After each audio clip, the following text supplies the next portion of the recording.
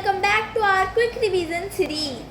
And today we are doing a fast and full revision of chapter 2 class 8 history from trade to territory. Let's see how a trading company became a ruling power. तो बच्चों आपने British के बारे में तो सुना ही होगा कि हमारी कंट्री में ब्रिटिश का रूल हुआ था, तो ये कैसे होगा आज हम इस चैप्टर में देखने वाले हैं.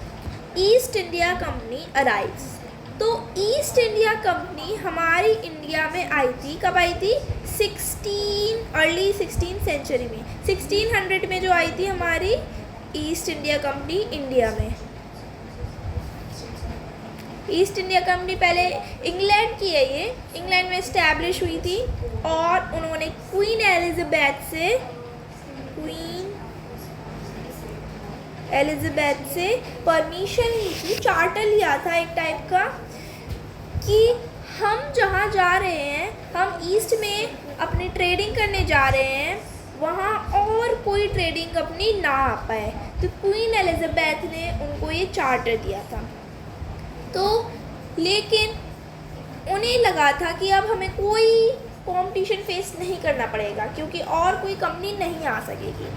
लेकिन अदर पावर्स जो थी, पोर्चुगीज़, डच और फ्रेंच, जो चार्टर था वो इन सब अदर पावर को रोक नहीं पाया आने से. तो ये जो पावर्स थी वो भी ट्रेड करने आ गई थी इंडिया में. लेकिन सबसे पहले जो आई थी वो ईस्ट इंडिया कंपनी आई थी. का गोल था इंडिया में ट्रेड करना. तो ये जो ईस्ट इंडिया कंपनी थी वो इंडिया में ट्रेड करने जब पहुंची थी तो अदर जो रीजनल पावर्स थी वो भी आ चुकी थी वहाँ पे. ओके, तो फिर उन्होंने मुग़ल रूलर से परमिशन ली थी वहाँ पे ट्रेड करने की. फरमान एंड ट्रेड राइट्स. तो फरमान क्या होता है? और जो औरंगज़ेब था, जो मुग़ल रूलर औरंगज़ेब था, उसने उन्हें ऑर्डर दिया था. पेपर पे लिख के ऑर्डर देते हैं. फरमान का मीनिंग ये होता है 1717 में कि आप वो कर सकते हैं, ट्रेड के राइट्स दिए थे उन्होंने कि आप ट्रेडिंग. तो 1717. हेलो बच्चों, तो आज हम पढ़ने वाले हैं हाथों का है ये जलवा, ये जलवा, हाथों का है ये जलवा, ओ जलवा है.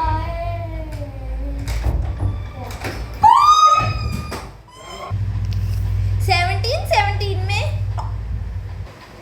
औरंगजेब ने राइट दे दिए थे ट्रेडिंग कंपनी को ट्रेड करने के लिए.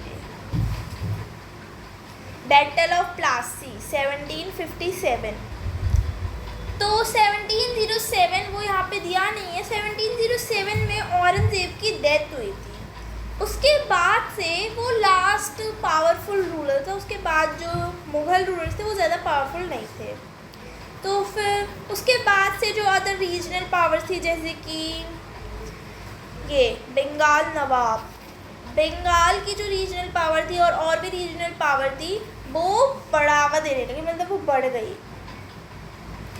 तो फिर ब्रिटिश ने सिराजुद्दौला, जो कि एक बंगाल नवाब थे, उनसे उनका बैटल हुआ जिसका नाम है बैटल ऑफ प्लासी, जो 1757 में हुआ था. ये डेट काफ़ी इम्पोर्टेंट है. मीर जाफ़र बिट्रेयल. तो फिर उन्होंने मीर जाफ़र, एक उनका पावरफुल सोल्जर था, बंगाल नवाब, पावरफुल रूलर. ओके, तो फिर उन्होंने जो ब्रिटिश थी उन्होंने उसको लालच दी कि अगर आप उसमें ज़्यादा वो नहीं दो, मतलब अच्छे से ना लड़ो बैटल, तो फिर हम आपको वो बना देंगे. अगर हम जीत गए और आप ढंग से नहीं लड़ोगे, फिर हम आपको नवाब बना देंगे, एक पपेट नवाब जो ब्रिटिश के इशारों पे काम करेगा. ओके, तो फिर जैसा कि वो था, उनका फैसला था, जैसे मीर जाफ़र और ब्रिटिश का, जो ब्रिटिश थी वो जीत गई और उनका पॉलिटिकल कंट्रोल बढ़ गया. बैटल ऑफ प्लासी के बाद वो एक रूलर बन गए. Battle of Buxar. तो बैटल ऑफ बक्सर जो हुआ हुआ था वो हुआ था ब्रिटिश और मीर कासिम के बीच में। शुजाउद्दौला है एक नवाब अवध का। देखो सिराजुद्दौला, वो इसमें ज़्यादातर लोग कंफ्यूज हो जाते हैं। सिराज है और ये शुजा है। सिराज और शुजा में बहुत डिफरेंस है। सिराजुद्दौला एक नवाब था बंगाल का, एक पावरफुल नवाब बंगाल का, और शुजाउद्दौला अवध का नवाब है। अवध।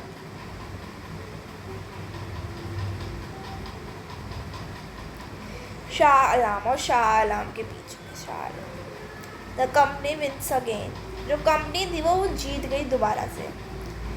उनकी पावर ज़्यादा थी उस वक्त, इसलिए। तो जैसे कि कंपनी दोबारा से जीत गई, उन्हें दीवानी राइट्स मिल गए। अब ये दीवानी राइट्स क्या होते हैं? दीवानी राइट्स मतलब उन्हें राइट मिल गया हमारी इंडिया में से रेवेन्यू कलेक्ट करने का, टैक्सेस कलेक्ट करने का। मतलब कहाँ वो ट्रेडिंग करने आए थे और अब वो हमारी ही कंट्री से टैक्स कलेक्ट करके यहीं से ही सामान खरीदते हैं। तो कैसे उन्होंने ऐसी मोनोपोली खेल ली है ब्रिटिश ने हमारी इंडिया पे रूल करके। ओके, तो जो दीवानी राइट्स उन्हें मिले थे वो मिले थे 1765 में। 1765 में उन्हें दीवानी राइट्स मिल गए थे। ओके, अब हम आते हैं सब्सिडरी अलायंस। जो ब्रिटिश रूलर्स थे जिनमें से एक थे लॉर्ड वेलेस्ली। जो लॉर्ड वेलेस्ली थे उन्होंने सब्सिडरी अलायंस इंट्रोड्यूस, वो लॉर्ड वेलेस्ली ने इंट्रोड्यूस किया था। ओके, तो अभी सब्सिडरी अलायंस क्या होता है जो ब्रिटिश रूलर्स ने इंट्रोड्यूस किया था? तो सब्सिडरी अलायंस होता है Indian rulers had to keep British army. Indian rulers को ब्रिटिश आर्मी प्रोटेक्ट करती है। मतलब इसका डीप एक्सप्लेनेशन सेकंड पेज पे दिया है। Sometimes the company force the state into subsidiary alliance. जो कंपनी थी वो कभी कभार स्टेट्स को फोर्स करती सब्सिडरी अलायंस के लिए। According to the terms of this alliance, इस अलायंस के टर्म्स के अनुसार Indian rulers were not allowed to have their independent armed forces. Indian rulers थे वो अलाउड ही नहीं थे अपनी इंडिपेंडेंट फोर्सेस के लिए। मतलब उनकी खुद की कोई मिलिट्री फोर्सेस नहीं हो सकती थी, जैसे कि navy, air forces etcetera. They were to be protected by the company's army. उनकी खुद की फोर्सेस नहीं हो सकती थी, वो कंपनी के आर्मी से प्रोटेक्ट हो सकते थे। Okay, but had to pay for the subsidiary forces. जो कंपनी के फोर्सेज होते थे उनको हम कहते थे सब्सिडरी फोर्सेस। उनको सब्सिडरी फोर्सेस के लिए पे करना पड़ता था। That the company was suppose to maintain for the purpose of protection के लिए उन्हें पे करना पड़ता था। वैसे तो इनकी फोर्सेस की हमें कोई ज़रूरत नहीं थी कि हमारे पास खुद के इंडिपेंडेंट फोर्सेस थे, लेकिन इन्होंने हमें अलाउ नहीं किया अपने इंडिपेंडेंट फोर्सेस होने के लिए। So that's why we are suppose to pay. If the Indian ruler fail to make this payment, अगर जो इंडियन रूलर्स थे वो ये पेमेंट बनाने के लिए फेल हो गए, then the part of the territory one taken away as a penalty. तो उनकी टेरिटरी का एक पार्ट छीन लिया जाएगा एज अ पेनल्टी। ओके, तो एक्सपेंशन डॉक्ट्रिन्स ऑफ, जो डॉक्ट्रिन ऑफ लैम्स था वो लॉर्ड डॉलहाउसी के द्वारा इंट्रोड्यूस हुआ था। इसका मतलब अगर किसी रूलर के पास, इंडियन रूलर के पास कोई मेल हेयर नहीं होगा, मतलब कोई मेल बच्चा नहीं होगा, उसका कोई सन नहीं होगा, तो फिर उसकी टेरिटरी ब्रिटिश के नाम हो जाएगी। मतलब उसकी जितनी भी सारी टेरिटरीज होगी वो ब्रिटिश के नाम हो जाएगी। चाहे उसका कोई अडॉप्टेड सन हो तो वो अडॉप्टेड सन को देने के बजाय ब्रिटिशर्स के नाम। तो अब देखते हैं ईस्ट इंडिया कंट्री ने कितनी टेरिटरीज को ले लिया है। झांसी, सतारा, नागपुर और अवध, ये सारी टेरिटरीज, ये सब जो टेरिटरीज थी वो ब्रिटिशर्स ने एनेक्स कर ली थी। टेरिटरीज या स्टेट्स। Indian resistance. अब इंडियन रेजिस्टेंस क्या होता है पहले तो हम ये देखते हैं। जब ब्रिटिशर्स हमारे इंडिया में आए तो कुछ लोगों को पता चल गया था कि हमारे कंट्री पे रूल कर रहे हैं और ये हमारे लिए सही नहीं है। तो कुछ रूलर्स जैसे कि टिप्पू सुल्तान, वो चाहते थे कि हम अपनी इंडिया के फ्रीडम को वापस लाएं, अपने कल्चर को बचाएं, अपने लैंड को बचाएं और ब्रिटिश रूलर्स को अपने इंडिया से निकाले कैसे भी कर। बल्कि कुछ किंग्स थे ऐसे, उन्हें लगता था कि ये तो हमारी प्रोटेक्शन कर रहे हैं, हमारे इंडिया को रूल कर रहे हैं, हमें तो कुछ करना ही नहीं पड़ रहा। तो फिर उन्हें लगता था कि गॉड ये जिन्होंने ये ब्रिटिश एम्पायर, ब्रिटिश रूलर्स को यहाँ पे भेजा। और ये जो वॉर्स आपको कुछ दे रखे हैं वो सब अर्ली रेजिस्टेंस है। उसके बाद भी बहुत सारे रेजिस्टेंस हुए थे इंडिया में, जैसे कि जिसमें रानी लक्ष्मीबाई भी थी, उसे हम फर्स्ट वॉर ऑफ इंडिपेंडेंस ही बोल सकते हैं। लेकिन अभी आपके सिलेबस में यहाँ पे एंग्लो मराठा वॉर्स और एंग्लो मिज़ोर वॉर्स दे रखे हैं। एंग्लो मराठा वॉर्स में जो टीपू सुल्तान था वो डाई हो गया था, मर गया था 1799 में, और ब्रिटिश जीत गया था एंग्लो मराठा वॉर में। Okay, British rule setup. अब जो ब्रिटिश था, ये आपका ये लास्ट पॉइंट है इस चैप्टर का। Collectors collected revenue. Obviously British को जब दीवानी राइट्स मिल गए थे तो कलेक्टर्स बन गए थे जो टैक्सेस कलेक्ट करते थे और वहीं पे ही ट्रेडिंग कर सकते थे। आर्मी। अब इंडियंस लोग तो बहुत कम थे, जैसे कि हमने आपको बताया था, सब्सिडरी फोर्सेस जो थे, और ब्रिटिशर्स का पूरा रूल चलता था आर्मी पे। तो ब्रिटिश आर्मी थी और कंपनी बिकन फुली रूलर। हाँ, जो कंपनी हमारी ट्रेडिंग के लिए आई थी अब वो रूल करना शुरू कर गई थी इंडिया के ऊपर। टाइमलाइन। ओके, तो चलो अब हम इसकी टाइमलाइन देखते हैं क्योंकि काफ़ी इम्पोर्टेंट है, आपके एग्ज़ाम में ज़रूर आएगी ये। Okay, 1498 Vasco the gamma reaches India. 1498 में वास्को ड गामा इंडिया पहुंच गए थे। अब वास्को ड गामा क्या? तो वास्को ड गामा वो एक पोर्चुगीज़ एक्सप्लोरर थे। तो सबसे पहले जैसे कि जब ब्रिटिशर सारे थे, जब वो इंडिया में पहुंचे थे तो उन्होंने देखा था कि अदर कंपनीज भी पहुंच चुकी थी। जो सबसे पहले आया था वो थे पोर्चुगीज़। ओके, ये बहुत इम्पोर्टेंट है। ओके, तो पोर्चुगीज़ आया सबसे पहले 1600 में कंपनी बनी थी। 1717 में फरमान बाय औरंगजेब ने उसे परमिशन दे दी थी। 1757 बैटल ऑफ प्लासी वाला बैटल हुआ था। 1765 बैटल ऑफ बक्सर, दीवानी राय, Tipu Sultan dies, Maratha defeat, Awadh annexed मतलब उन्होंने ले लिया था सारे स्टेट्स। Revolt begins. Quick questions. Okay, अभी हमारे 5 क्विक क्वेश्चंस हैं। तो फिर first, what was the doctrines of लैम? Give 2 examples. अभी मैंने आपको बताया था कि डॉक्ट्रिन्स ऑफ लैम क्या होता है, अभी बताया था मैंने आपको। अब आप इसके एग्जाम्पल दीजिए। इस वीडियो में बताया था who introduce subsidiary alliance. Subsidiary alliance किसने इंट्रोड्यूस किया था? जल्दी याद करो और हमें कमेंट्स में बताओ। Why was the battle of Buxar important? Battle of Buxar important क्यों था? How did the company gain Deewani rights? उन्हें दीवानी राइट्स कैसे मिले थे? तो फिर ये चारों के चारों क्वेश्चन काफ़ी इंपॉर्टेंट है। ये आपको कमेंट में इसके आंसर लिखने हैं। ये सारी के सारे क्वेश्चन हमने वीडियो के अंदर डिस्कस करे हैं, इसके आंसर्स। ओके, जल्दी कमेंट में कमेंट करो।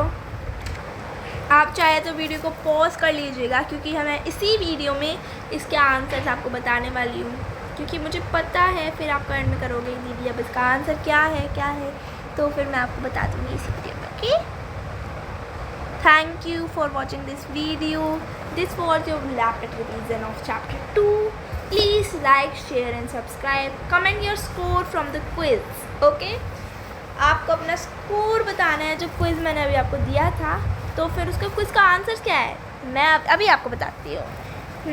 तो आ गए हम आपके क्विक क्वेश्चंस पे, मतलब क्विज़ पे, जो मैंने आपको लास्ट में दिया था अपना स्कोर बताने के लिए। आई होप कि आपने इन सारे के सारे आंसर दिए होंगे।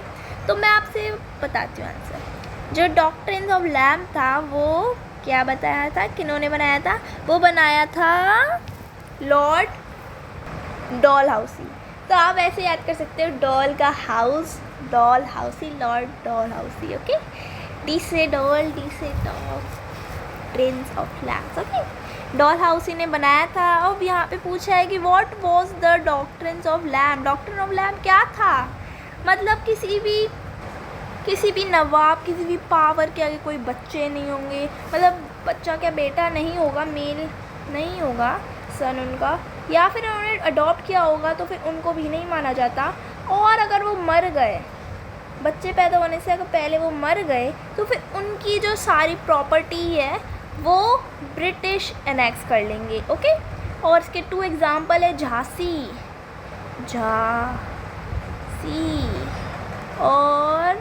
और कौन से है? अवध,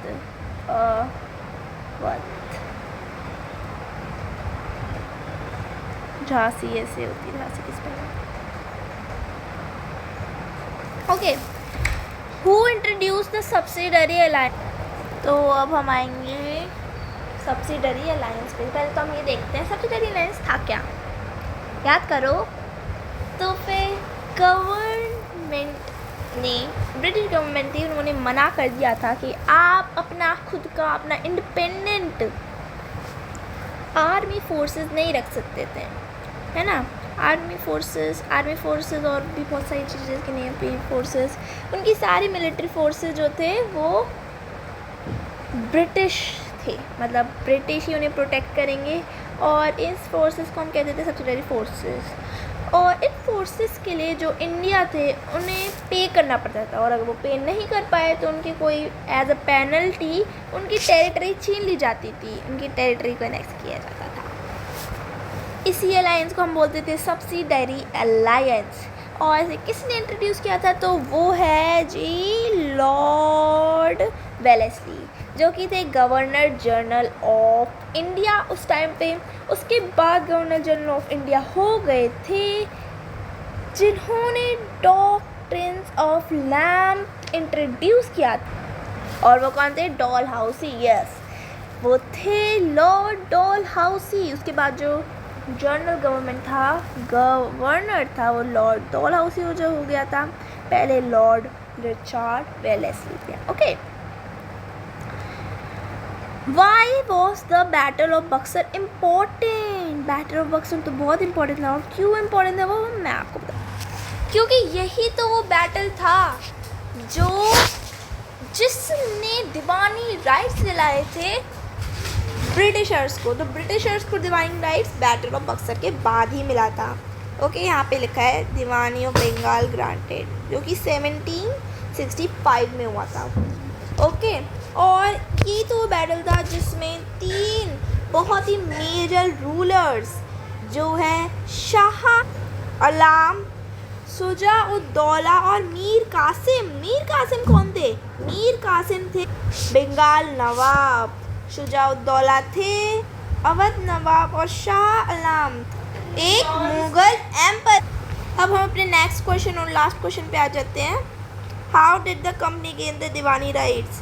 तो अभी मैंने आपको बताया बैटल ऑफ बक्सर के बाद कंपनी को दीवानी राइट्स मिल गए थे, क्योंकि वो बहुत पावरफुल हो गई थी और उन्होंने मुगल एम्पर को हरा दिया था। तो औरंगज़ेब ने उन्हें दीवानी राइट्स दे दिए थे, okay. So thank you for watching this video. This was a rapid revision of chapter number 2. Please like, share and subscribe my channel. Comment your score from this quiz below, okay? आप अपना score comment करना इस quiz से, okay.